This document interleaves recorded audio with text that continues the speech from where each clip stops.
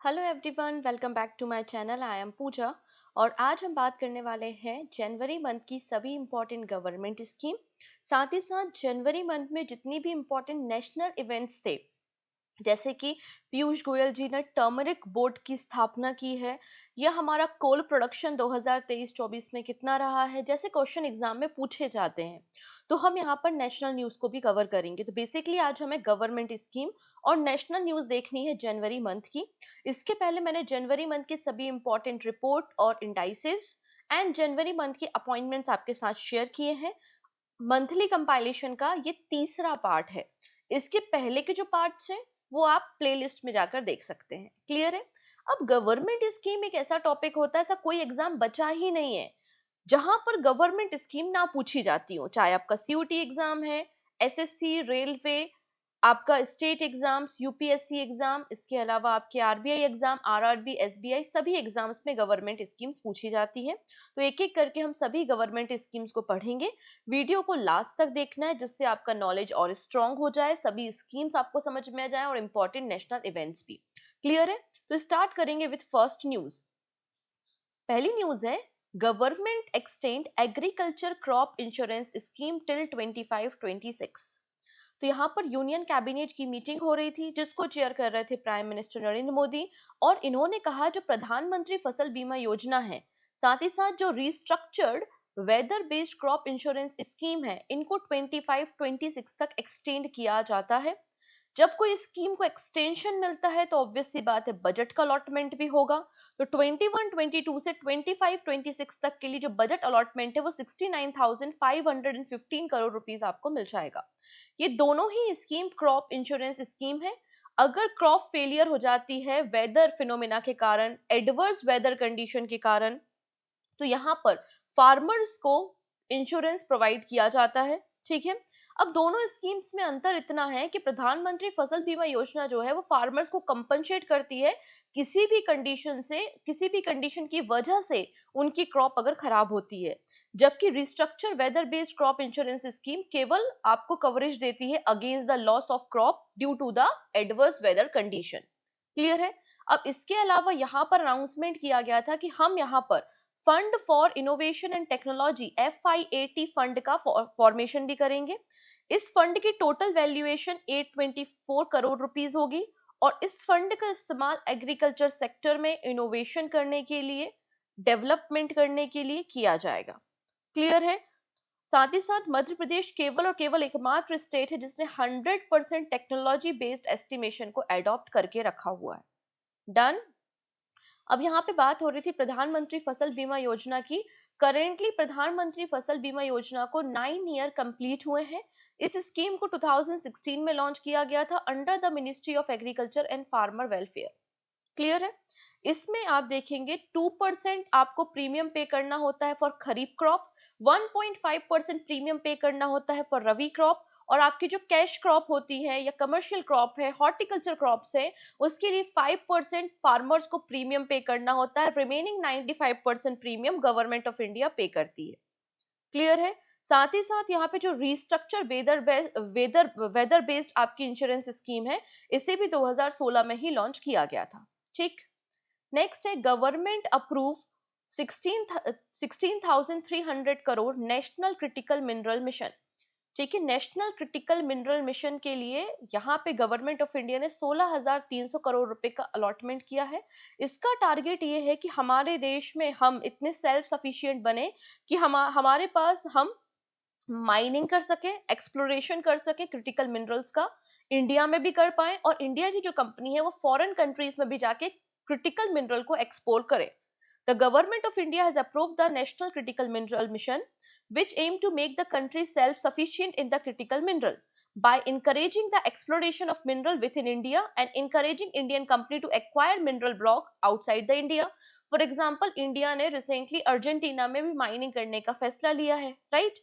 पहली बार national critical mineral mission को announcement 24-25 के बजट में किया था और अभी 16,300 करोड़ रुपए के बजट के साथ इसको लॉन्च किया है। क्लियर है? The propose outlay of the national critical mineral mission is 34,300 crore rupees. Central government 16,300 crore रुपए देगी, बाकी जो रिमेनिंग है वो प्राइवेट इन्वेस्टर्स देंगे, प्राइवेट कंपनीज देंगी 18,000 करोड़ रुपए। अगर हम बात करते हैं इस मिशन का ड्यूरेशन, तो स्कीम का ड्यूरेशन 7 ईयर्स है। 24-25 से 2030-31 तक आपको इस मिशन का ड्यूरेशन देखने को मिल जाएगा। और एपेक्स बॉडी होगी ministry of mines. Critical minerals क्या होते हैं? क्रिटिकल मिनरल्स वो होते हैं जो नेशनल सिक्योरिटी के लिए, इकोनॉमिक डेवलपमेंट के लिए, सस्टेनेबल गोल को अचीव करने के लिए इंपॉर्टेंट होते हैं। अभी तक गवर्नमेंट ऑफ इंडिया ने 30 मिनरल्स को as a critical minerals recognise किया है, जैसे कि nickel, graphite, germanium, gallium, copper, cobalt, zirconium, tungsten, etc. You can see the complete list of the 30 critical minerals. Clear? Next है Project Vistar. IIT Madras has announced a collaboration with Ministry of Agriculture and Farmer Welfare on the Project Vistar. तो IIT Madras ने ministry of agriculture के साथ collaboration किया है। किसके लिए? Project विस्तार के लिए। विस्तार का मतलब virtually integrated system to access agriculture resources आपको मिल जाएगा। ठीक है, इसका ऑब्जेक्टिव क्या है? हमारी जो एग्रीकल्चर टेक्निक है उसको मॉडर्नाइज करना। जो भी किसान पुराने व्हीकल्स यूज करते हैं, पुराने इक्विपमेंट यूज करते हैं, उसे हमें क्या करना है? मॉडर्नाइज करना है। एक तरीके से एग्रीकल्चर सेक्टर और एग्रीकल्चर के जो अलाइड सेक्टर है उनमें हमें ट्रांसफॉर्मेशन लेकर आना है और नए नए स्टार्टअप्स को बूस्ट करना है। इसलिए आईआईटी मद्रास और ministry of agriculture and farmer welfare ने प्रोजेक्ट विस्तार की शुरुआत की है। इसमें crop advisory, supply chain management, marketing, value addition, सारी कुछ चीजें इन्वॉल्व है। और मिनिस्ट्री ऑफ एग्रीकल्चर आपको देखने को मिल जाएंगे शिवराज सिंह चौहान। ठीक है, नेक्स्ट है union road transport and highway minister Nitin Gadkari has launch new scheme to provide cashless treatment to road accident victim. अब यहां पर देखेंगे नितिन गडकरी जी ने एक स्कीम को इंट्रोड्यूस किया है। क्या स्कीम है वो? इसमें कहा है अगर कोई रोड एक्सीडेंट हो जाता है और आप रोड एक्सीडेंट विक्टिम को हॉस्पिटल लेकर आते हैं, once the police are informed within the 24 hours of the accident, और पुलिस 24 घंटे के एक्सीडेंट के अंदर इन्फॉर्म करती है, तो इसमें विक्टिम का ट्रीटमेंट कवर किया जाएगा 7 डेज और मैक्सिमम ऑफ 1.5 लाख। तो जिसका एक्सीडेंट होता है उसको हॉस्पिटल पहुंचाया गया, 24 घंटे के अंदर पुलिस ने इन्फॉर्म भी कर दिया, तो ऐसे पेशेंट को, ऐसे विक्टिम को 7 डेज या मैक्सिमम 1.5 लाख रुपीस का ट्रीटमेंट प्रोवाइड करेगी कौन? Ministry of road and transport. और अगर केस बनता है डेथ का, हिट एंड रन केस, तो हिट एंड रन केस में जो विक्टिम रहा है उसकी जो फैमिली है, फैमिली को 2 लाख रुपए दिया जाएगा। ठीक है, धीरे धीरे इस स्कीम को मार्च 2025 तक सभी राज्यों में एक्सपांड किया जाएगा। ओके, नेक्स्ट है Ujala, 10 year of energy efficient lightning. तो Ujala scheme prime minister Narendra Modi ने 2015 में 5 जनवरी 2015 में लॉन्च की थी। उजाला का फुल फॉर्म है Unnat Jyoti by the affordable LEDs for all scheme. अभी 10 साल कंप्लीट हो चुके हैं इस स्कीम को। इसका पर्पस क्या है? Affordable energy efficient lightning Indian house तक पहुंचाना, जिससे इलेक्ट्रिसिटी का जो बिल है और ग्रिड पर जो ज्यादा बर्डन है, क्योंकि हमारे घरों में आज एलईडीज होते हैं, क्योंकि पुराने जो आपके बल्ब आते थे या पुरानी जो ट्यूबलाइट्स आती थी वो बहुत ज्यादा एनर्जी को कंज्यूम करती थी, तो ग्रिड पर भी बर्डन तो पड़ता ही था और बिजली का बिल भी ज्यादा आता था। तो अफोर्डेबल लाइटनिंग प्रोवाइड करना हर एक हाउस होल्ड तक, ये उजाला स्कीम का इनिशिएटिव है।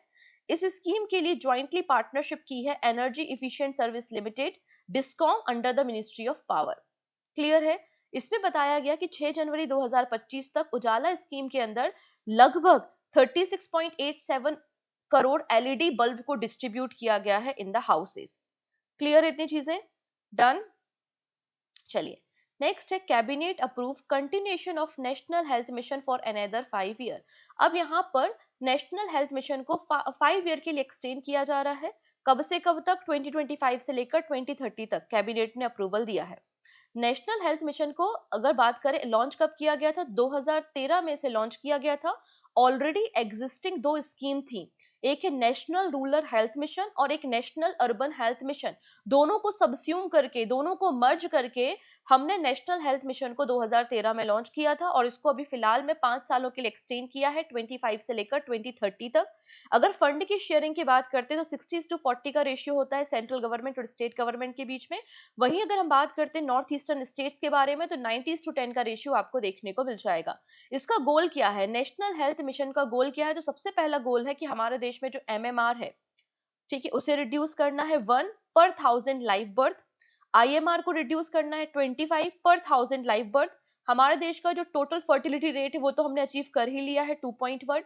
ठीक है, इसके अलावा अनीमिया के केसेस हमें रिड्यूस करने हैं, मोर्टेलिटी रेट रिड्यूस करनी है, कम्युनिकेबल जो डिजीजेज है वो हमें रिड्यूस करनी है, जो हेल्थ केयर पे बर्डन आता है, जैसे कि हम बीमार हो जाते हैं तो डर लगा रहता है कि हॉस्पिटल जाएंगे कितना खर्चा हो जाएगा, तो जो हेल्थ केयर सेक्टर में बर्डन है उसको हमें रिड्यूस करना है। टीबी के कारण जो केसेस हो रहे हैं, टीबी के कारण जो डेथ्स हो रही हैं उनको कम करना है, मलेरिया के कारण जो डेथ्स हो रही हैं उनको कम करना है, कुष्ठ रोग के कारण जो डेथ हो रही है, लेप्रोसी के कारण, वो हमें कम करनी है। ये सारे गोल्स आपको नेशनल हेल्थ मिशन के देखने को मिल जाएंगे। क्लियर है? डन। नेक्स्ट है व्हाट इज द मिशन मौसम। अब यहाँ पे मंत्रिमंडल ने 2 सालों के लिए 2000 करोड़ रुपए के बजट के साथ मिशन मौसम को लॉन्च किया है। ठीक है, इसका पर्पस क्या है? Weather and climate related science, research और सर्विसेज प्रोवाइड करना और इंडिया को वेदर रेडी और क्लाइमेट स्मार्ट नेशन बनाना। मतलब हमारी फॉरकास्टिंग इतनी एक्यूरेट हो, इतनी स्मार्ट हो कि आने वाले जो भी नेचुरल डिजास्टर्स है उनके बारे में हमें पहले से इंफॉर्मेशन हो सके, जिससे हम जान और माल दोनों का भरपाई कर सके, जान और माल को सेव कर सके। करेक्ट है? तो हमारा पर्पस क्या है? वेदर रेडी और क्लाइमेट स्मार्ट भारत को बनाना है, इसलिए मिशन मौसम को लॉन्च किया है। ठीक है, कितने सालों के लिए है? 2 सालों के लिए है। 2000 करोड़ रुपए का बजट आपको देखने को मिल जाएगा। इसके अंदर भारत में मौसम और जलवायु से संबंधित विज्ञान, अनुसंधान और सेवाओं को बढ़ाना इसका पर्पस है।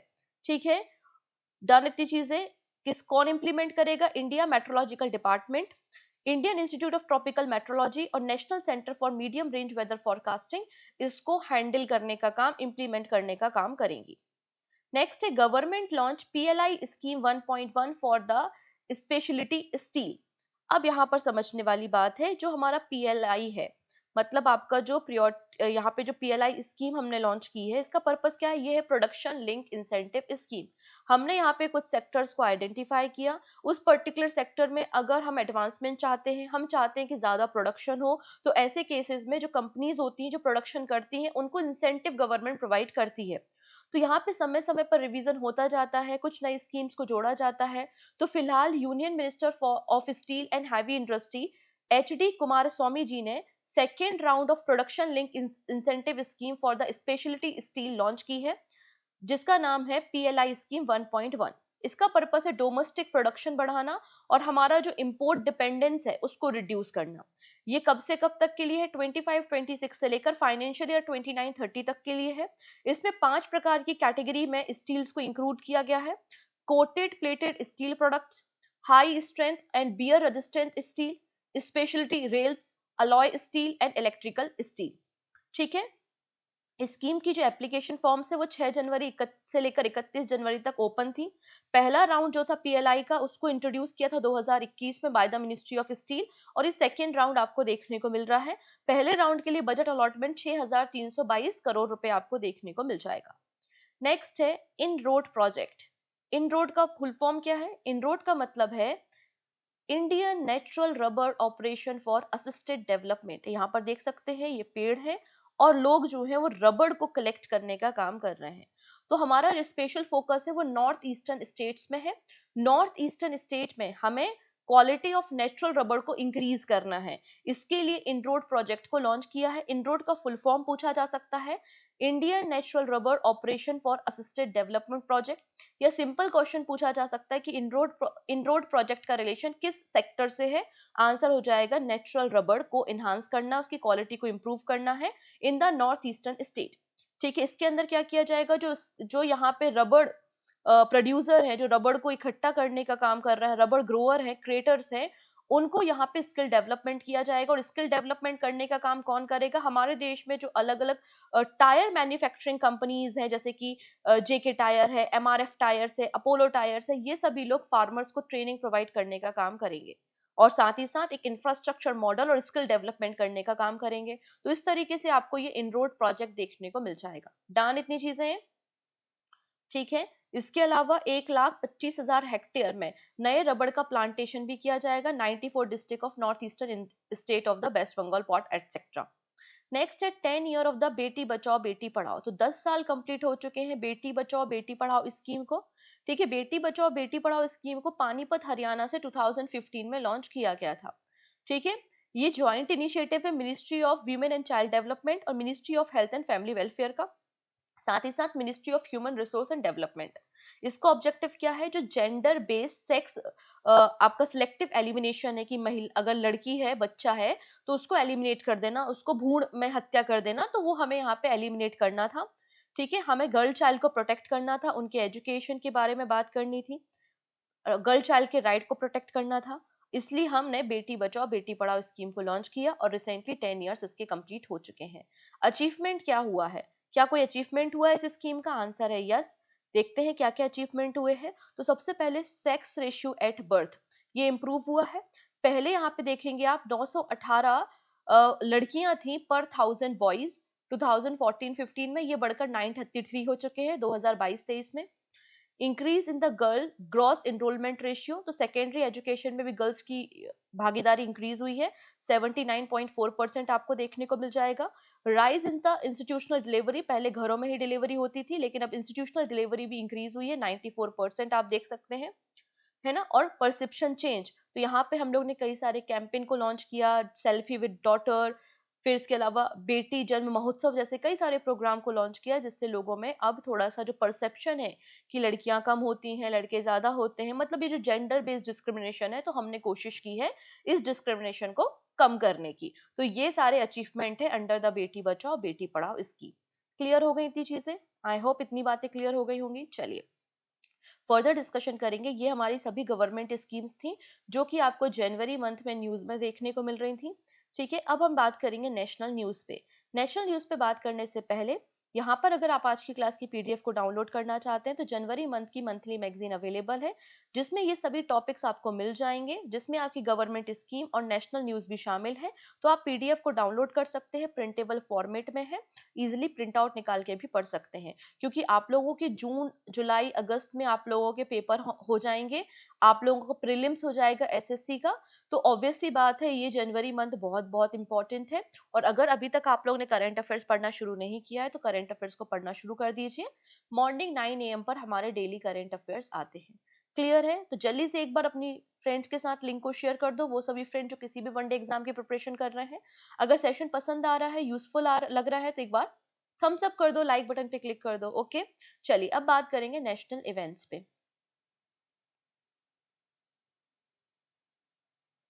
हाँ जी, तो national news. Country record highest ever coal production in the year 23-24। अब यहाँ पे ये पीआईबी का डेटा है। पीआईबी ने कहा है कि 2023-24 में हमारे देश में जो कोल प्रोडक्शन है वो 997 मिलियन टन आपको देखने को मिल जाएगा, जो कि प्रीवियस ईयर के कंपैरिजन में 11.71% ज्यादा है। क्लियर है? ये बात यहाँ पर मेंशन की है। इसमें कहा है कि country has supply about 963 ton million ton coal with a growth of about 6.47%। तो हमारे देश में जो डोमेस्टिक लेवल पे कोल का प्रोडक्शन होता है वो 11.71% इंक्रीज हुआ है। इसके अलावा हमारे देश में जो डोमेस्टिक रॉ कोकिंग कोल का प्रोडक्शन होता है वो भी इंक्रीज हुआ है। यहाँ पर अभी आप देखेंगे 24-25 में 77 मिलियन टन है और हमारा टारगेट है कि 140 मिलियन टन करना है बाय द 29-30 तक। ये हमारा कोकिंग कोल के प्रोडक्शन के बारे में टारगेट को सेट किया गया है। हमारे देश में कई सारी कोल माइंस आपको देखने को मिल जाएंगी, जैसे कि आप इस मैप में देख सकते हैं, झरिया, बोकारो, सिंगरौली, तालचेर, फिर आपके नायबेली, रानीगंज, ये सभी आपके कोल माइंस एरिया देखने को मिल जाएंगे। लार्जेस्ट कोल माइन आपको झारखंड में देखने को मिल जाएंगी, ठीक है, this is one of the largest area where the coal is taken out from the ground. और सबसे बड़ी जो कोल माइन है वो सिंगरौली में है, कहाँ पर, मध्य प्रदेश में। यहाँ पर मैंने झारखंड में उपस्थित सभी कोल माइन की लिस्ट आपको प्रोवाइड कर दी है। यहाँ से भी क्वेश्चन एग्जाम में पूछे जाते हैं, तो आप इनको एक बार देख लेंगे। ठीक है, चलिए अगली बात समझते हैं जो कि बड़ी इंपॉर्टेंट है। Piyush Goyal inaugurate national turmeric board for golden spices. ठीक है, यहाँ पर देखेंगे पीयूष गोयल जी ने नेशनल टर्मरिक बोर्ड का फॉर्मेशन किया था 14 जनवरी को, to support turmeric farmers and promote export. जिसका हेडक्वार्टर कहाँ पर बनाया जाएगा, निजामाबाद तेलंगाना में इसका हेडक्वार्टर मिल जाएगा। ये बेसिकली क्या करेगा, जो हमारा गोल्डन स्पाइस है, जो हमारे टर्मरिक है, उसके प्रोडक्शन को बढ़ाएगा, R&D करेगा। ठीक है, और पहले जो चेयरमैन इस बोर्ड के अपॉइंट किए गए हैं उनका नाम है श्री पाले गंगा। श्री पाले गंगा नेशनल टर्मरिक बोर्ड के पहले चेयरमैन आपको देखने को मिल जाएंगे। ठीक है, ये जो टर्मरिक बोर्ड है ये 20 स्टेट्स में, जैसे कि महाराष्ट्र, तमिलनाडु, आंध्रा, MP, मेघालय आदि राज्यों में टर्मरिक प्रोडक्शन को बूस्ट करने का काम करेगा और वैरायटी ऑफ टर्मरिक को प्रोड्यूस किया जाएगा। अगर हम बात करते हैं हमारे देश में सबसे बड़ा टर्मरिक का कंट्रीब्यूटर कौन सा है, तो तेलंगाना स्टेट है। लगभग 30% टर्मरिक एक्सपोर्ट होता है तेलंगाना से फ्रॉम इंडिया। ठीक है जी, नेशनल जो टर्मरिक बोर्ड है वो department of commerce, union ministry of commerce और इंडस्ट्री के अंदर काम करेगा। नाउ बात करते हैं भारत की कंडीशन क्या है टर्मरिक प्रोडक्शन में। तो इंडिया वर्ल्ड में largest producer, exporter and consumer है टर्मरिक का। Total export of turmeric from India 23-24 आपको 1.62 लाख टन देखने को मिल जाएगा। टॉप बायर कौन है, तो बांग्लादेश है, फिर UAE, मलेशिया आपको मिल जाएगा। और गवर्नमेंट ऑफ इंडिया का टारगेट है, हमें अपने देश के टर्मरिक को 8,000 करोड़ पर लेकर जाना है बाय द 2030। ये हमारा टारगेट आपको देखने को मिलेगा। Clear, top turmeric producing state है महाराष्ट्र, उसके बाद तेलंगाना, कर्नाटका, तमिलनाडु है। और अराउंड 30 वेराइटी टर्मरिक की 20 स्टेट में प्रोड्यूस की जाती है। ओके, चलिए नेक्स्ट है, India has third largest metro network in the world after China and USA। This is important. तो अगर हम बात करें तो लगातार हमारा जो मेट्रो है उसका एक्सपांशन हो रहा है। आप कई सारी मेट्रो सिटीज में नई नई line, yellow line, pink line देखते रहते हैं, राइट। तो इंडिया का जो मेट्रो नेटवर्क है वो वर्ल्ड का तीसरे नंबर का लार्जेस्ट नेटवर्क है मेट्रोज का। पहले नंबर पे आपको मेट्रोज देखने को मिलेंगी सबसे ज्यादा चाइना में और फिर USA में। लगभग 1000 किलोमीटर अक्रॉस 11 स्टेट और 23 सिटीज में हमारा नेटवर्क, मेट्रो नेटवर्क देखने को मिल जाएगा। और इंडिया ने रिसेंटली जापान को ओवरटेक कर लिया है मेट्रो नेटवर्क के मामले में। यहाँ पे PIB का डेटा आप देखेंगे तो इसमें मेंशन किया गया है, क्या मेंशन किया गया है कि 2014 तक, बिफोर 2014 हमारे देश में 5 मेट्रो सिटीज थी और 2024 में हमारे देश में 23 मेट्रो सिटीज आपको देखने को मिल रही हैं। अगर हम मेट्रो के इतिहास के बारे में बात करते हैं तो लंदन में पहली बार मेट्रो सर्विस की शुरुआत की गई थी, जिसे ट्यूब कहा जाता था। और पहली जो मॉडर्न मेट्रो रेल का नेटवर्क है उसकी स्टार्टिंग में लंदन से हुई थी 1863 में। अगर हम बात करते हैं पहली मेट्रो इंडिया में ऑपरेट कहाँ पर हुई थी, कोलकाता में 1984 में। लगभग 3.4 किलोमीटर का रूट था और सोवियत यूनियन के असिस्टेंट से हमने अपनी पहली मेट्रो लाइन को कोलकाता में स्टैब्लिश किया था। ठीक है, नौ बात करते हैं 1995 1995 में दिल्ली मेट्रो रेल कॉर्पोरेशन का स्थापना की गई थी, जो world class mass rapid transport Delhi में प्रोवाइड करता है। पहली जो modern railway metro railway system है इसकी शुरुआत 2002 में की गई थी और DMRC ने इसकी शुरुआत की थी और जापान के असिस्टेंट के साथ हमने इसको तैयार किया था। क्लियर है। इसके अलावा अगर हम बात करते हैं हमारी कोची वाटर मेट्रो के बारे में, तो Kochi Kerala become the first city in the India to launch water metro project. Water metro project launch किसने किया है, कोची केरला ने। और पहली जो अंडर वाटर मेट्रो रेल है उसको 2024 में ही प्राइम मिनिस्टर मोदी ने इनॉग्रेट किया था, कहां पर, कोलकाता में, हुगली नदी के नीचे। ठीक है, चलिए नेक्स्ट बात करेंगे, ground water recharge by 15 billion cubic meter according to the Jal Shakti मंत्रालय। तो जल शक्ति मंत्रालय ने कहा है कि हमारा जो ग्राउंड वाटर रिचार्ज है वो कितना हुआ है, 15 बिलियन क्यूबिक मीटर हमारा ग्राउंड वाटर रिचार्ज हुआ है। अगर हम बात करते हैं एक्सट्रैक्शन, तो हमने कितना ग्राउंड वाटर निकाला है, तो हमने 3 billion cubic meter ground water निकाला है 2017 से 2024 के बीच में। तो 15 बिलियन क्यूबिक मीटर 2017 से 2024 के बीच में रिचार्ज हुआ है और एक्सट्रैक्शन कितना हुआ है, 3 बिलियन क्यूबिक मीटर हुआ है। ठीक है, dynamic ground water resource assessment report यहाँ पर रिलीज की गई है बाय द मिनिस्ट्री ऑफ जल शक्ति। ठीक है, इतनी चीजें डन, यहाँ तक का मैटर क्लियर है। अगर हम मेन पॉइंट्स बात करते हैं तो total annual ground water recharge, हर साल एनुअली कितना ग्राउंड वाटर रिचार्ज होता है, 446 बिलियन क्यूबिक मीटर। और हर साल हम कितना ग्राउंड वाटर एक्सट्रैक्ट करते हैं, तो 406 बिलियन क्यूबिक मीटर हम एक्सट्रैक्शन करते हैं। Average stage of the ground water extraction in the country कितनी है, 60.47% आपको देखने को मिल जाएगी। नाउ बात करते हैं, India launch UG minor in quantum technology for the first time. जो आपको क्वांटम टेक्नोलॉजी है उसमें आपको अंडर ग्रेजुएट ट्रेनिंग प्रोग्राम्स देखने को मिल रहे हैं। तो इंडिया का पहला undergraduate minor program quantum technology पे लॉन्च किया गया है, जिसे ज्वाइंटली लॉन्च किया है all India council for technical education, जिसको हम AICTE के नाम से जानते हैं, एंड नेशनल क्वांटम मिशन के द्वारा। ठीक है, इसमें बेसिकली जो थर्ड ईयर और फोर्थ ईयर के स्टूडेंट, सॉरी थर्ड सेमेस्टर और फोर्थ सेमेस्टर के स्टूडेंट हैं, उनको ट्रेनिंग प्रोवाइड की जाएगी क्वांटम टेक्नोलॉजी में, क्योंकि हमारा टारगेट है, हमारा गोल है नेशनल क्वांटम मिशन का। इसलिए यहाँ पे अलग अलग IITs NITs ने जो कोर्स करिकुलम है उसको बनाने के लिए पार्टनरशिप की है। नेशनल क्वांटम मिशन जो है वो डिपार्टमेंट ऑफ साइंस और टेक्नोलॉजी के अंदर काम करता है। नेशनल क्वांटम मिशन को हमने 2023 में लॉन्च किया था। 6000 करोड़ रुपए का बजट है। 2023 से लेकर 2031 तक का आपको ये मिशन देखने को मिल जाएगा। ठीक है, नेक्स्ट है, मिनिस्ट्री ऑफ डिफेंस ने 2025 को year of defence reform declare किया है। ठीक है, साथ ही साथ यूनाइटेड नेशन ने 2025 को international year of quantum science and technology declare किया है। नेक्स्ट है, centre approve site for Pranab Mukherjee memorial at the Rajghat. Recently government of India ने प्रणब, हमारे जो फॉर्मर प्रेसिडेंट रहे हैं प्रणब मुखर्जी जी, जिन्हें भारत रत्न भी मिल चुका है, इनकी समाधि स्थल को बनाने के लिए राजघाट का एरिया आइडेंटिफाई किया है। प्रणब मुखर्जी ने 13वें नंबर के प्रेसिडेंट के रूप में हमारे देश में काम किया है 2012 से 2017 के बीच में। इसके अलावा ये हमारे देश के फाइनेंस मिनिस्टर भी रहे 2009 से लेकर 2012 के बीच में। इन्हें भारत रत्न भी मिल चुका है 2019 में। ठीक है, और अगस्त 2020 में इनकी डेथ हुई थी। नेक्स्ट है, Marathi language officially granted classical status.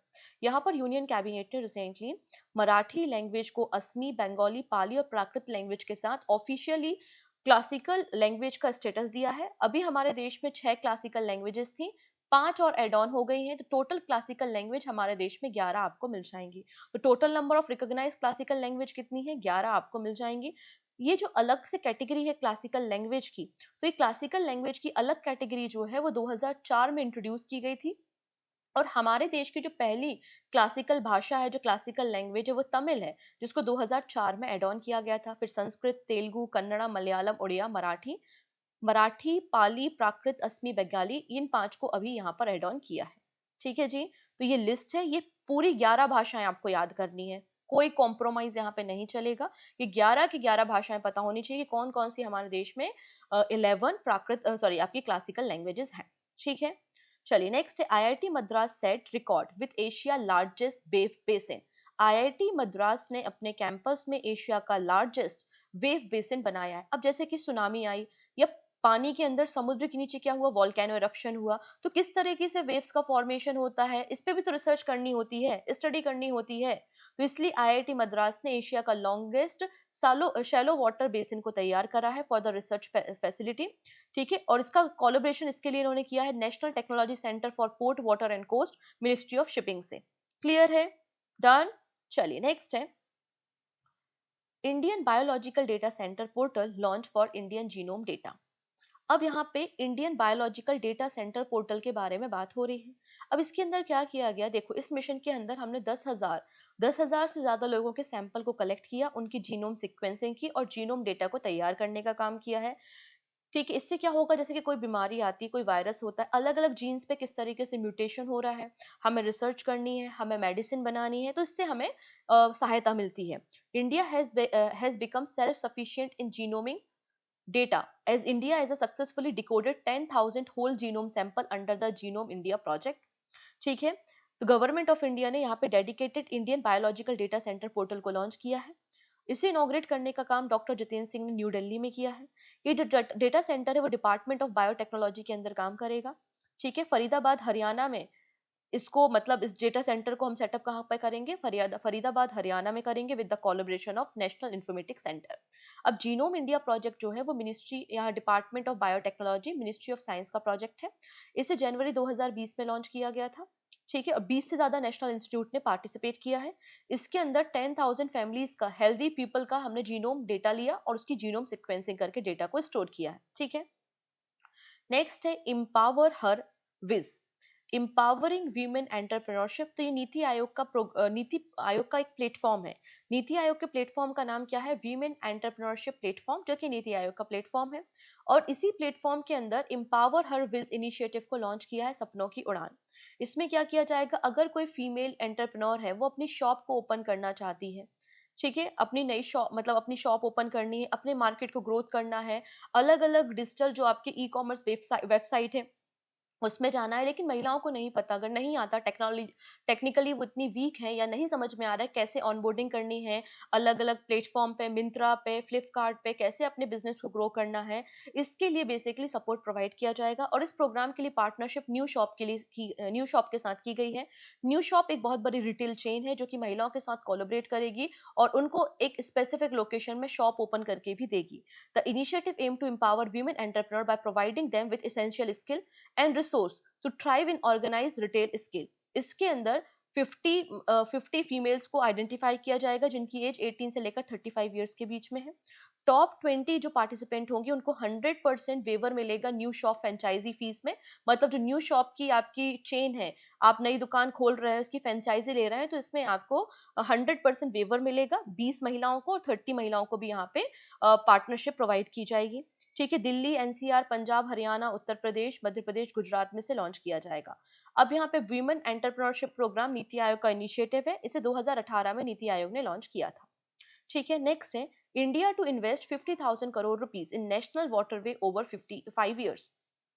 तो आने वाले 5 सालों में यहाँ पे गवर्नमेंट ऑफ इंडिया 50,000 करोड़ रुपए का इन्वेस्टमेंट करेगी नेशनल वाटरवेज में। ठीक है, तो रिसेंटली क्या हुआ था? Inland waterway authority of India की मीटिंग हुई थी। Ministry of port shipping and waterway भी इसमें शामिल हुआ था। इन्होंने अनाउंसमेंट किया है कि हम 50,000 करोड़ रुपए का आने वाले 5 सालों में इन्वेस्टमेंट करेंगे और अपने देश में नए नेशनल वाटरवेज को इनॉग्रेट करेंगे। ठीक है, ये बात बोली गई थी। चलो नेक्स्ट है BMCRI to set up south India first infection disease research lab. तो साउथ इंडिया की पहली इन्फेक्शियस डिसीज रिसर्च लैब को ओपन किया गया है। कहां पर? Bangalore medical college and research institute में। ठीक है, इसको सिलेक्ट करने का काम ICMR मतलब Indian council of medical research ने किया था। इस लैब से जो इन्फेक्शियस डिसीज है उनको डायग्नोसिस करने पे और उनको क्योर करने में हेल्प होगी। ठीक है, फोकस एरिया क्या होगा? माइकोलॉजी होगी। माइकोलॉजी मतलब फंगल इन्फेक्शन। फिर वेक्टरोलॉजी होगी और आपका पैरासाइटोलॉजी। यहाँ पे मेन फोकस एरियाज आपको देखने को मिल जाएंगे। नेक्स्ट बात करेंगे national organ tissue transplant organisation. ठीक है, अब ये जो ऑर्गेनाइजेशन है बेसिकली अगर इसके बारे में बात करते हैं तो इसे 2011 में स्टैब्लिश किया गया था, 2011 में, by the ministry of health and family welfare. ठीक है, और यहाँ पर अगर बात करें 3 अगस्त को हम Indian organ donation day celebrate करते हैं। अब सेंट्रल गवर्नमेंट ने अनाउंसमेंट की है अगर कोई भी पर्सन, कोई गवर्नमेंट एम्प्लॉय है, अगर वो अपने ऑर्गन को डोनेट करता है तो डोनेट करने के लिए उसको 42 डेज का लीव दिया जाएगा। Central government employee who donate organ are eligible for 42 days of leave as per the National Organ Tissue Transplant Organization. Clear है? नेक्स्ट है स्विगी ने लॉन्च किया है न्यू एप्लीकेशन जिसका नाम है Pyng for professional to offer services. ठीक है, तो यहाँ पे स्विगी का इनिशिएटिव है, पहली चीज तो याद रखना है, जिसका नाम है फिंग। फिंग किसके लिए है? प्रोफेशनल्स के लिए है, जो कि गूगल प्ले और आपके गूगल प्ले पे और आपके एप्पल स्टोर पे अवेलेबल हो जाएगा। इसमें जैसे कि प्रोफेशनल है, कोई योगा इंस्ट्रक्टर है, कोई किसी और चीज में एक्सपर्ट है, तो वो खुद को ऑनबोर्डिंग कर सकते हैं और वहां से उसको कस्टमर मिल जाएंगे। ठीक है, फिंग प्रोफेशनल पे जो भी प्रोफेशनल एक्सपर्ट है अपने एक्सपर्टीज को वहां पे डिफाइन कर सकते हैं, डिस्क्राइब कर सकते हैं, अपने अचीवमेंट को डिस्क्राइब कर सकते हैं, एटसेट्रा। इसके अलावा स्विगी ने यहाँ पे एक और नया एप्लीकेशन लॉन्च किया है जिसका नाम है snack for 15 minute food delivery. तो यहाँ पे जैसे कि जेप्टो 15 मिनट में जेप्टो कैफे लॉन्च किया है, उसने 15 मिनट में वो आपको डिलीवरी करता है घरों पे, वैसे ही यहाँ पर स्विगी ने भी स्नैक बाय स्विगी लॉन्च किया है जो कि 15 मिनट में आपको ऑफर करेगी फूड, स्नैक्स और मील आपके घर पर। ठीक है, अभी ये सिलेक्टेड पिन कोड पर बेंगलुरु में अवेलेबल है, फर्दर इसका एक्सपांशन किया जाएगा। स्विगी के अगर फाउंडर्स के बारे में बात करते हैं तो को फाउंडर और स्विगी के सीईओ कौन है? श्री हर्षा मजिस्ट्री आपको मिल जाएंगे, नंदन रेड्डी और राहुल जैमिनी आपको देखने को मिल जाएंगे। ठीक है, चलिए नेक्स्ट है 2025 वर्ल्ड मॉन्यूमेंट वॉच लिस्ट। तो यहाँ पर वर्ल्ड मॉन्यूमेंट वॉच लिस्ट को रिलीज किया गया है। ठीक है, इसमें हमारे देश की भी 2 हेरिटेज साइट्स को इंक्लूड किया गया है। एक है Musi river historic building in Hyderabad and Bhuj historic water system in Gujarat. इनको 2025 में वर्ल्ड मॉन्यूमेंट वॉच साइट में वर्ल्ड मॉन्यूमेंट फंड के द्वारा शामिल किया गया है।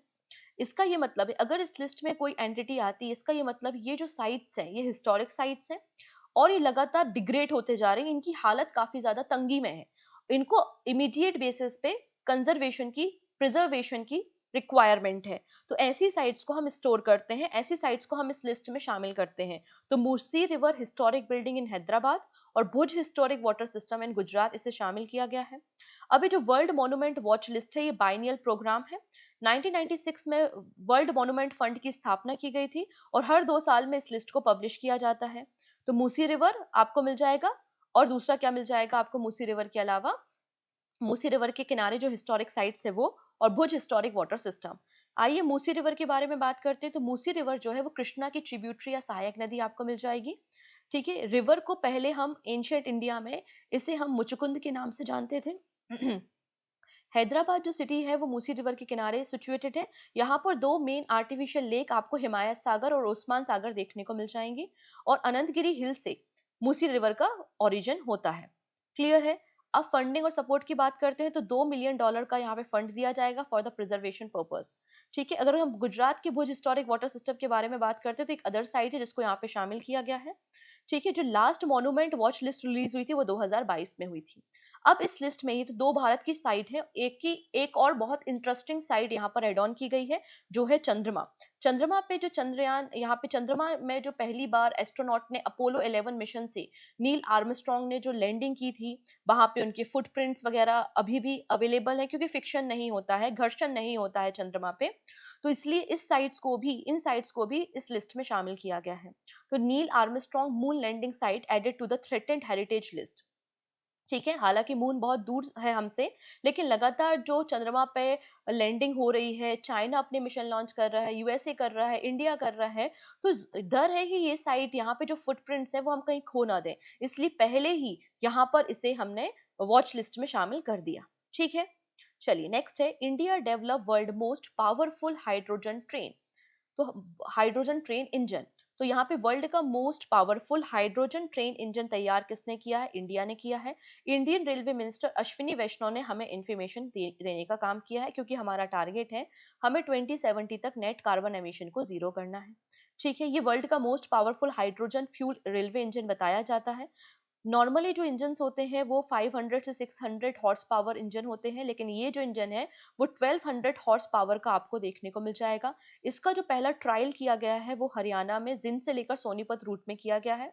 अभी केवल 4 ही देश है जिनके पास हाइड्रोजन फ्यूल इंजन है, जर्मनी, फ्रांस, स्वीडन और चाइना। ठीक है जी। नेक्स्ट है ICAR rename central tobacco research institute.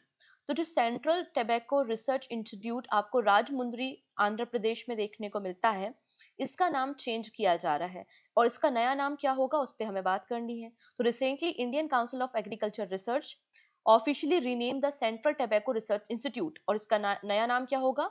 National institute for research on commercial agriculture. नया नाम क्या हो गया है? National institute for research on the commercial agriculture, जो कि राजमुंद्री में आपको देखने को मिल जाएगा। क्योंकि टैबैको रिसर्च केवल टैबैको को इंडिकेट करता है, लेकिन हमें टर्मरिक, चिली, कैस्टर, अश्वगंधा में भी तो रिसर्च करनी है, इसलिए इसका नाम चेंज करके national institute for research on commercial agriculture किया गया है। टैबैको जो है 15 राज्यों में कल्टीवेट की जाती है और मेजर जो प्रोड्यूसिंग स्टेट है वो आंध्रा, गुजरात, कर्नाटका और तमिलनाडु देखने को मिल जाएंगे। इंडिया वर्ल्ड में सेकेंड नंबर पे आता है टैबैको के प्रोडक्शन में। वर्ल्ड का 6% टबैको प्रोडक्शन भारत में किया जाता है। ठीक है, ये बात यहाँ पर मेंशन की गई है। चलो नेक्स्ट बात करेंगे। Nitin Gadkari announce increase in reward for those helping accident victim.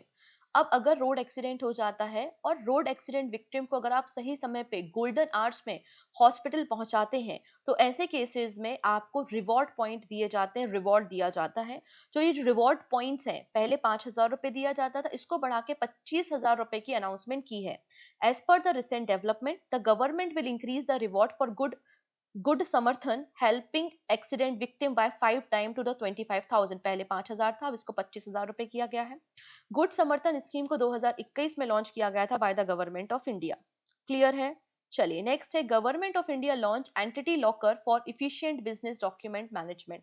जैसे कि डिजी लॉकर होता है, डिजी लॉकर में आप अपने डॉक्यूमेंट को अपलोड कर देते हैं। आप जब कोई फॉर्म फिल करते हैं, कोई एप्लीकेशन फॉर्म फिल कर रहे हैं, आपको डॉक्यूमेंट की जरूरत होती है, तो आप डायरेक्टली डिजी लॉकर से अपने डॉक्यूमेंट को एक्सेस कर सकते हैं।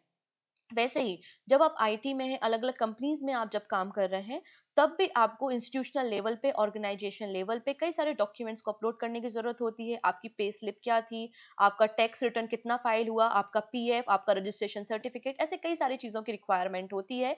इसलिए यहाँ पे डिजी लॉकर की सक्सेस के बाद एंटिटी लॉकर को लॉन्च किया है, जो कि ई गवर्नेंस प्रोजेक्ट का पार्ट है। Entity locker are new digital platform aimed at streamlining the management and verification of business and organization document. The Entity Locker is a digital cloud-based platform that provides for storing, sharing, and verifying digital document and certificate of the defined entity. Clear है? बाकी आप यहाँ पे पढ़ सकते हैं, मैंने आपको डिटेल में एक्सप्लेनेशन कर दिया है। इसकी नोडल मिनिस्ट्री मैत्री आपको देखने को मिल जाएगी। इंडियाज फर्स्ट ईडेबल ऑयल सर्वे, तो ministry of agriculture and farmer welfare यहाँ पे भारत का पहला ईडेबल ऑयल कंजप्शन सर्वे को कंडक्ट करा रहे हैं माई जीओवी पोर्टल पे। हमारे देश में ईडेबल ऑयल का कंजप्शन कितना है, जब हमें कंजप्शन के बारे में पता चलेगा, तभी तो हमें पता चलेगा कि डोमेस्टिक मार्केट में जो ईडेबल ऑयल है उसकी डिमांड कितनी है, और उसके अकॉर्डिंगली तो हम पॉलिसी बनाएंगे, उसके अकॉर्डिंगली तो हम प्रोडक्शन करेंगे। इसलिए यहाँ पे under the national mission on edible oil oil seed के अंदर हमने भारत का पहला ईडिबल ऑयल सर्वे स्टार्ट किया है माई जीओवी प्लेटफॉर्म पे। लगभग 45 डेज का ये सर्वे होगा, जिसमें कई सारे क्वेश्चनियर्स आपको देखने को मिल जाएंगे, जिसमें पता चलेगा कि आप कौन से ब्रांड का ईडिबल ऑयल को कंज्यूम करते हैं एटसेट्रा। और उसके बाद गवर्नमेंट को पॉलिसी बनाने में सहायता होगी, क्योंकि हमारे देश की जितना भी हम ईडेबल ऑयल कंज्यूम करते हैं उसका 50 से लेकर 60% हम इंपोर्ट करते हैं। मतलब हम सेल्फ सफिशिएंट नहीं है ईडेबल ऑयल के प्रोडक्शन के लिए। और अगर हमें सेल्फ सफिशिएंट बनना है तो पहले तो पता करना पड़ेगा कितना कंजप्शन है। ठीक है, हम जनरली मलेशिया, इंडोनेशिया, यूक्रेन वगैरह से ईडेबल ऑयल को परचेज करने का काम करते हैं। क्लियर है? अगर हम बात करें 2023-24 में हमने 15.96 मिलियन टन ईडेबल ऑयल को इंपोर्ट करने का काम किया था। अब यहाँ पर बात हुई थी national mission on edible oil oil seed, इसे अक्टूबर 2024 में लॉन्च किया गया है। लॉन्च किसने किया? Department of agriculture and farmer welfare ने 7 ईयर्स के लिए 24-25 से 2030-31 के लिए। और यहाँ पे बजट 10,000 करोड़ रुपीस का आपको देखने को मिल जाएगा। इसमें हमारा टारगेट क्या है कि जो ऑयल है, ऑयल सीड का प्रोडक्शन है, वो हमें 69.7 मिलियन टन करना है बाय द 2030-31। ये हमारा टारगेट है। देखो टारगेट जो होते हैं ना, टारगेट से क्वेश्चन पूछे जाते हैं, तो टारगेट्स की आप अलग से लिस्ट भी बना सकते हैं और इनको पढ़ सकते हैं। ठीक है जी। नेक्स्ट है UN committee of expert on big data and data science for the official statics. अब यहाँ पे देखेंगे UN committee of expert on big data and data science for official statics. इस कमिटी को इंडिया ने ज्वाइन किया है। इस कमिटी को 2014 में क्रिएट किया गया था और ऑस्ट्रेलिया इसको चेयर करता है। ठीक है, आपका जो डेटा साइंस, जो आपका बिग डेटा या क्लाउड मैनेजमेंट से जो समस्याएं, जो चैलेंजेस हैं, ठीक है, उसको सस्टेनेबल डेवलपमेंट गोल को अचीव करने में ये मदद करेगा, और इंडिया ने इस कमेटी को ज्वाइन किया, बस हमें इतना ही पता होना चाहिए, दैट्स इट। चलिए नेक्स्ट है new appointment process of India's election commissioner. अब यहाँ पे इंडिया के new election commissioner recently appoint हुए हैं, आप सभी को पता है ज्ञानेश कुमार उनका नाम है, करेक्ट है। अब यहाँ पे पहली बार अपॉइंटमेंट जो होती है चीफ इलेक्शन कमिश्नर की, उसको ट्रेडिशनली जो सीनियोरिटी बेसिस है उससे हटाकर यहाँ पर एक सिलेक्शन कमेटी बनाई जाएगी, और सिलेक्शन कमेटी नए इलेक्शन कमिश्नर को अपॉइंट करने का काम करेगी। अभी तक क्या होता है, सीनियोरिटी होता है। देखो जो आपका इलेक्शन कमीशन ऑफ इंडिया है, इसमें 3 मेंबर होते हैं। एक होता है चीफ इलेक्शन कमिश्नर, और उसकी सहायता करने के लिए 2 इलेक्शन कमिश्नर होते हैं। तो जब चीफ इलेक्शन कमिश्नर का रिटायरमेंट होता है तो इलेक्शन कमीशन को ही सीनियरिटी बेसिस पे प्रमोट कर दिया जाता है और चीफ इलेक्शन कमिश्नर बना दिया जाता है। अभी तक ये हमारे देश में सिस्टम चल रहा था। अब यहाँ पे बोला है कि हमें इसको चेंज करने की जरूरत है। चेंज करने के लिए क्या किया जाएगा? पहले स्ट्रक्चर ऑफ इलेक्शन कमीशन क्या है ये हमें पता चल चुका है। अब इसको चेंज करने के लिए क्या किया जाएगा? चेंज करने के लिए पहले तो एक सर्च कमेटी बनाई जाएगी under the section 6 of the act, और इस search committee ministry of law and justice 2 senior officer lead करेंगे और 5 कैंडिडेट के नाम देंगे। सर्च कमेटी क्या करेगी? 5 कैंडिडेट के नाम देगी, और ये पांचों नाम सिलेक्शन कमेटी के पास जाएंगे। सिलेक्शन कमेटी में प्राइम मिनिस्टर होंगे, कैबिनेट मिनिस्टर होंगे, और लीडर ऑफ अपोजिशन होगा लोकसभा का। और जो 5 लोगों के नाम आए हैं उनमें से किसी एक व्यक्ति का नाम वो सिलेक्ट करेंगे as a chief election commissioner. ठीक है, ये बात यहाँ पर मेंशन की गई है। नेक्स्ट बात करेंगे 8th pay commission for central government employ approve by the cabinet. तो यहाँ पर 8th पे कमीशन को मंजूरी दे दी गई है। तो 8 पे कमीशन का फॉर्मेशन किया जाएगा और जब 8 पे कमीशन का फॉर्मेशन होगा वो ड्राफ्ट बनाएंगे, ठीक है, और बताएंगे कितना हमें हाइक करना है सेंट्रल गवर्नमेंट के एम्प्लॉय की सैलरी में। To revise the salary of central government employ and allowance of the pensioner 8 pay commission का फॉर्मेशन किया जा रहा है। ऐसा एक्सपेक्टेड है कि ये जो आपका नया 8 पे कमीशन है वो 1 जनवरी 2026 से इफेक्ट में आ जाएगा, 2026 तक बन के तैयार हो जाएगा। इसमें एक चेयरमैन होंगे और 2 मेंबर्स आपको देखने को मिलेंगे। अभी हमारे देश में 7th पे कमीशन चल रहा है। 7th पे कमीशन का फॉर्मेशन तो 2014 में हुआ था, लेकिन 2016 से ये काम कर रहा है और दिसंबर 2025 तक ये काम करने वाला है, ठीक है। अब यहाँ पे एक्सपेक्टेड है कि जो फिटमेंट फैक्टर डिफाइन होगा वो कितना होगा, अप टू 3 होने के चांसेस है, ऐसा बताया जा रहा है। फिटमेंट फैक्टर क्या होता है, जो आपकी करंट बेसिक पे है उसमें जब हम फिटमेंट फैक्टर का मल्टीप्लाई करते हैं तभी आपकी रिवाइज बेसिक सैलरी आपको देखने को मिलती है, ठीक है। हमारे देश में सिंस 1947 7 पे कमीशन का फॉर्मेशन किया है। हर 10 साल में पे कमीशन का फॉर्मेशन किया जाता है। पहला पे कमीशन का फॉर्मेशन 1946 में किया गया था और हमारे देश के जो पहले चेयरमैन थे पे कमीशन के वो श्रीनिवास वरदाचार्य थे और अभी जो 7th पे कमीशन है इसके चेयरमैन जस्टिस अशोक कुमार माथुर आपको देखने को मिल रहा है, ठीक है। नेक्स्ट है MOU between India and Indonesia on non basmati white rice trade.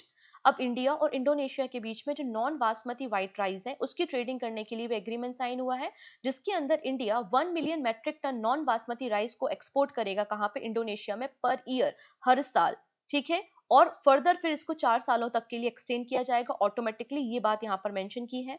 Rice की सप्लाई इंडोनेशिया कौन करेगा, नेशनल कोऑपरेटिव एक्सपोर्ट लिमिटेड करेगा और national cooperative export limited export तो करेगा, एक्सपोर्ट करने के लिए प्रोक्योरमेंट करना जरूरी है, खरीदना जरूरी है, तो प्रोक्योरमेंट यहाँ पर किया जाएगा हमारी कोऑपरेटिव सोसाइटी से, ठीक है जी, ये बात यहाँ पर बोली गई है।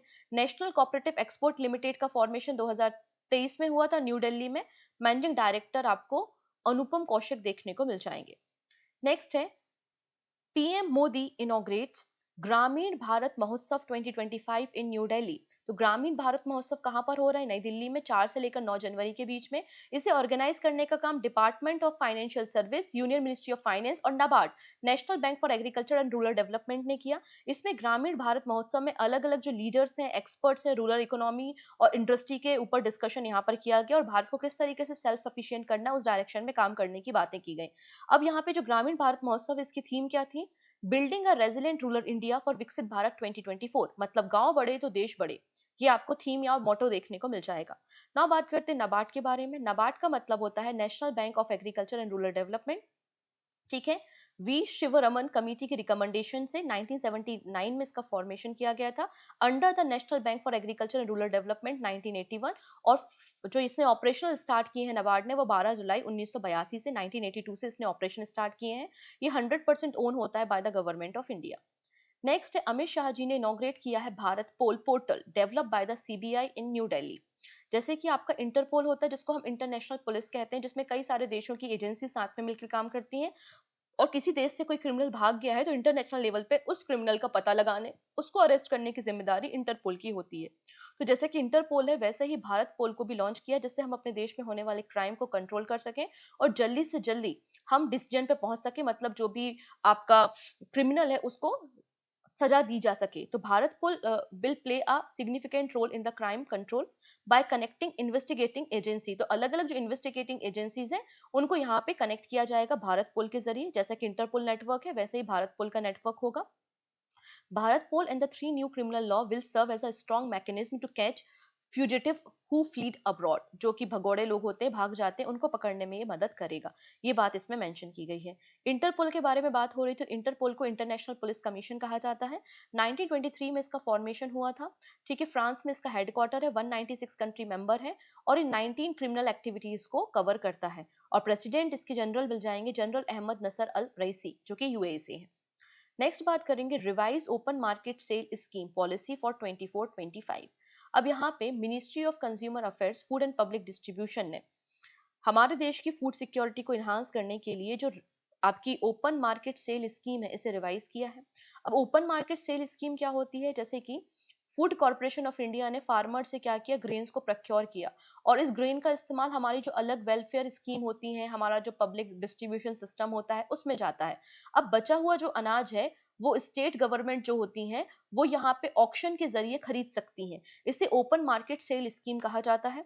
ओपन मार्केट सेल स्कीम के अंदर जो राइस है उसके प्राइजेस को रिवाइज किया गया है और अब राइस आपको कितने में मिलेंगे? पहले 2800 रुपीस पर क्विंटल में मिलते थे, अभी 2200 पर 50 रुपी पर क्विंटल में आपको देखने को मिल जाएंगे। State government, corporation, community kitchen इसको प्रोक्योर कर सकता है और एथेनॉल बनाने के लिए राइस की रिक्वायरमेंट है तो वो भी इसी प्राइस पे आपको अवेलेबल हो जाएगी। क्लियर है इतनी चीजें? चलिए नेक्स्ट है India digital leap NBM 2.0 and Sanchar Saathi app. अब यहाँ पे क्या बात की जा रही है? डिपार्टमेंट ऑफ टेलीकम्युनिकेशन ने दो नए इनिशिएटिव्स को लॉन्च किया है हमारे इंडिया की डिजिटल कनेक्टिविटी को इन्हांस करने के लिए। पहला है नेशनल ब्रॉडकास्टिंग मिशन 2.0 और दूसरा है संचार साथी मोबाइल एप्लीकेशन। अगर हम नेशनल ब्रॉडकास्टिंग मिशन के बारे में बात करते हैं तो इस मिशन का टारगेट क्या है कि हमारा जो रूरल इंडिया है, जो रिमोट एरियाज है, वहां पर मोबाइल टावर्स को कनेक्ट करना, मोबाइल मोबाइल टावर को बिल्ड करना जिससे wifi connectivity, fast internet connectivity rural India के एक कोने से कोने तक पहुंचाई जा सके। ठीक है, तो यहाँ पे जो हमने नेशनल ब्रॉडकास्ट मिशन 1.0 को लॉन्च किया था उसमें लगभग 8 लाख टावर्स को बनाया गया है जो कि इंक्रीज करेगा ब्रॉडबैंड सब्सक्रिप्शन। ठीक है, अब अभी हमारा जो टारगेट है सेकंड में वो 1.7 लाख विलेजेस को कवर करना है और 100 Mbps की स्पीड हमको प्रोवाइड करनी है रूरल इंडिया में। संचार साथी एप्लीकेशन डिजाइन किया गया है टेलीकॉम सिक्योरिटी के लिए। अगर आपको कोई फ्रॉड कॉल आते हैं, आप उनको डिवाइस को ब्लॉक करना चाहते हैं तो आप कर सकते हैं। नाउ बात करते हैं India become the 7th largest producer of coffee. Ministry of commerce ने हमें अनाउंसमेंट करके बताया है कि इंडिया जो है वो 7th largest coffee producer in the world बन चुका है। इंडिया ने लास्ट फाइनेंशियल ईयर में 1.29 बिलियन डॉलर की कॉफी को एक्सपोर्ट करने का काम किया था और इंडियन कॉफी के जो टॉप बायर्स हैं वो इटली, बेल्जियम और रशिया आपको देखने को मिल जाएंगे। ठीक है, अब डोमेस्टिक कंजप्शन भी भारत में जो कॉफी कल्चर या कैफे कल्चर इंक्रीज हुआ है तो हमारे देश में भी कॉफी का जो कंजप्शन है वो इंक्रीज हुआ है। अगर हम बात करते हैं कॉफी प्रोडक्शन में फर्स्ट नंबर पे आपको ब्राजील देखने को मिलेगा। पूरे वर्ल्ड का 40% कॉफी का प्रोडक्शन कौन करता है? ब्राजील करता है। ब्राजील के बाद वियतनाम है। इंडिया में दो प्रकार की कॉफी का प्रोडक्शन किया जाता है, अराबिका एंड रोबस्टा, और सबसे ज्यादा जो कॉफी का प्रोडक्शन है वो कर्नाटका, केरला एंड तमिलनाडु में है। कॉफी के प्रोडक्शन के लिए आपको 15 डिग्री से लेकर 24 डिग्री सेल्सियस तक टेम्परेचर की रिक्वायरमेंट होती है। ठीक है, चलिए नेक्स्ट है Piyush Goyal set target of 10,000 geographical indication tag by the 2030। देखिएगा, हम लगातार अपने देश में अलग अलग जोग्राफिकल आपके जोग्राफिकल जो आर्ट हैं, जो हम वहाँ पे कोई प्रोडक्शन करते हैं उसको जीआई टैग देते हैं। अब यहाँ पे पीयूष गोयल जी का कहना है कि हमारा टारगेट है 2030 तक हमारे देश के 10,000 प्रोडक्ट्स को हम जीआई टैग प्रोवाइड कर दें। ये announcement department for promotion of industry and internal trade के अंदर पीयूष गोयल जी के द्वारा किया गया है। करेंटली हमारे देश में जीआई टैग कितने हैं? 605 आपको मिल जाएंगे। ठीक है, और हमारा यहाँ पे टारगेट कितना है? 10,000 का देखने को मिल जाएगा। GI tag under the geographical indication register and protection act 1999 के अंदर दिए जाते हैं। ये जो जीआई टैग दिया जाता है वो 10 सालों के लिए होता है, इसको बाद में रिन्यू करने की जरूरत होती है। ठीक है, उत्तर प्रदेश टॉप पर है, 69 जीआई टैग है। तमिलनाडु आपको सेकंड नंबर पे विद 58 जीआई टैग देखने को मिल जाएगा। नेक्स्ट बात करते हैं MSP of raw jute increase to 5,650 rupee per quintal for 25-26 season. तो cabinet committee on economic affairs ने रिसेंटली जो हमारा रॉ जूट है उसकी एमएसपी को यहाँ पे सॉरी रॉ जूट को यहाँ पे एमएसपी को रिवाइज किया है। ठीक है, एग्रीकल्चर सीजन 25-26 के लिए कितना किया है? 5,650 रुपी पर क्विंटल, मतलब 315 रुपए पर क्विंटल यहाँ पे इंक्रीमेंट किया गया है। जूट को हम गोल्डन फाइबर के नाम से जानते हैं और लार्जेस्ट प्रोड्यूसर वर्ल्ड में जूट का कौन है? इंडिया है। ठीक है, India in India jute is the second most important cash crop after cotton. और जूट जहां 6 राज्यों में प्रोडक्शन होता है वो वेस्ट बंगाल, असम, बिहार, उड़ीसा, त्रिपुरा और आंध्र प्रदेश देखने को मिल जाएगा। डन इतनी चीजें। अब हमारे जूट को यहाँ पे बात करते हैं who by the jute from farmer. तो फार्मर से एमएसपी पे जूट जूट को कौन प्रोक्योर करता है? तो हमारे देश में जूट कॉर्पोरेशन ऑफ इंडिया का फॉर्मेशन किया गया है जो कि फार्मर से डायरेक्टली एमएसपी पे जूट को प्रोक्योर करता है। जूट कॉर्पोरेशन ऑफ इंडिया का फॉर्मेशन 1971 में किया गया था। अगर हम बात करते हैं एमएसपी के बारे में तो मिनिमम सपोर्ट प्राइस या एमएसपी का जो कॉन्सेप्ट है वो 1966-67 में इंट्रोड्यूस किया गया था। एमएसपी को रिकमेंड करने का काम commission for agriculture cost and prices करती है under the union ministry of agriculture and farmer welfare. Clear है इतनी चीजें? तो ये हो गए हमारे आज के सभी इंपॉर्टेंट नेशनल इवेंट्स। तो आज के सेशन में हम लोगों ने गवर्नमेंट स्कीम्स देख ली और सभी इंपॉर्टेंट नेशनल न्यूज देख ली जनवरी मंथ की। आई होप आपने एंजॉय किया होगा सेशन को। मिलते हैं नेक्स्ट वीडियो में। Take care and bye bye.